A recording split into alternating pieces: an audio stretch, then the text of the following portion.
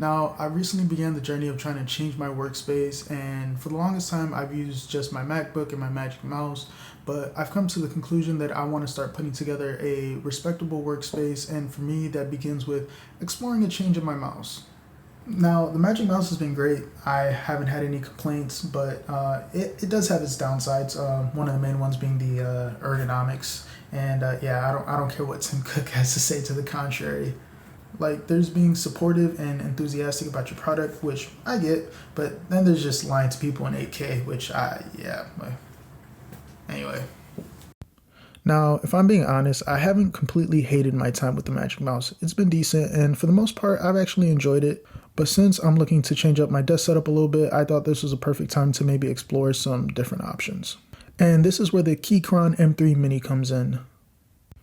This mouse was actually recommended to me by a friend, and after using it for a few months, I thought I'd share some thoughts and opinions in case some of you guys wanted to check it out as well. Now, the M3 Mini is offered in both black and white.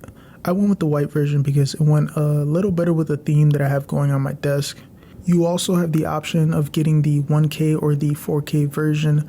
I went with the 1K because I didn't really plan on doing any gaming with this mouse. Now, in terms of specs, this mouse only weighs 55 grams, which is almost half that of my Magic Mouse, so that was actually a nice noticeable difference. Inside, you have a 600 milliamp hour battery. If you have the 4K version, the website quotes up to 135 hours of battery life in 1K polling rate mode. But if you're in 4K polling rate mode, you should get up to 40 hours. But if you get the 1K version like myself, then you should get up to 70 hours. But as far as my experience, I use this mouse for at least a couple hours each day, and the battery life has yet to drop below 70%. The sensor chip used here is the PixArt 3395, which allows up to 26,000 DPI and 650 IPS. You also get a report rate light indicator on the bottom of the mouse. Now, if you're in 2.4 gigahertz / wired mode and you're using the 4000 polling rate mouse, you can press the report rate button to switch among 5 levels of polling rate that range from 125 to 4000 hertz. Now, if you're using the 1000 polling rate mouse, the only difference is that you only have 3 levels to switch from, and that ranges from 125 to 1000 hertz. Now, in the box along with the mouse, you also get 2 receivers, a 2.4 Type-C receiver and a 2.4 Type-A receiver. There is also a Keychron engine for further customization. In the engine/app, you can modify keys, set shortcuts, set RGB lighting effects if your mouse has that feature, and even set dedicated macros. Now, this mouse is quoted to have a lifespan of 80 million clicks, and it supports both Mac OS and Windows.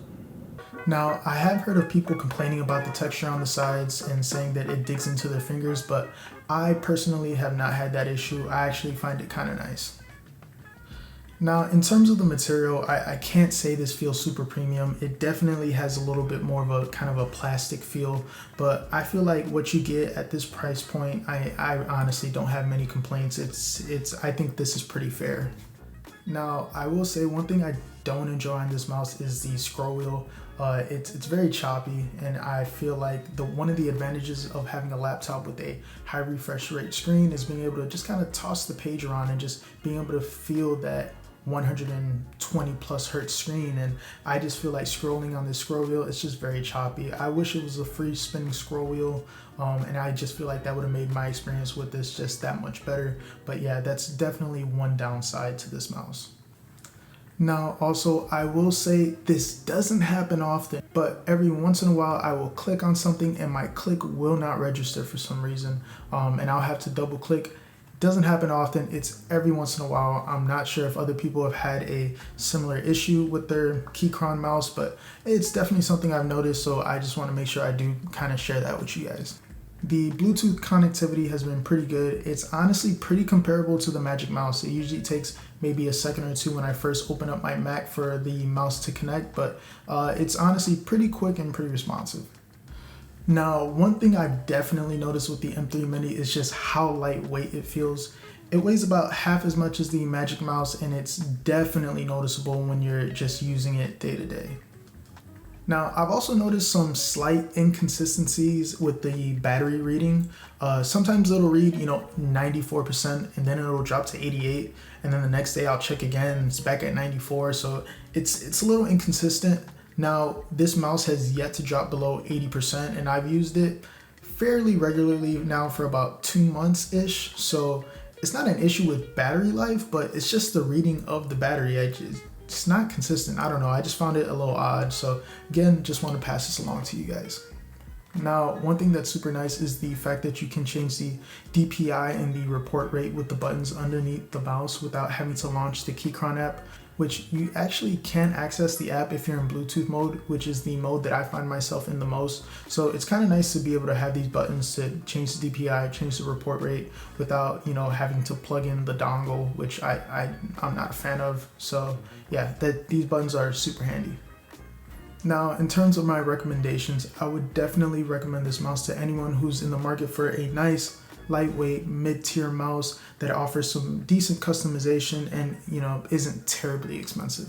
Now, I'm definitely going to be checking out a few more mice before I make my final decision. So if you guys have any recommendations, please let me know. If you guys have any thoughts, any questions, let me know in the comments, but I'm going to catch you guys later. Peace.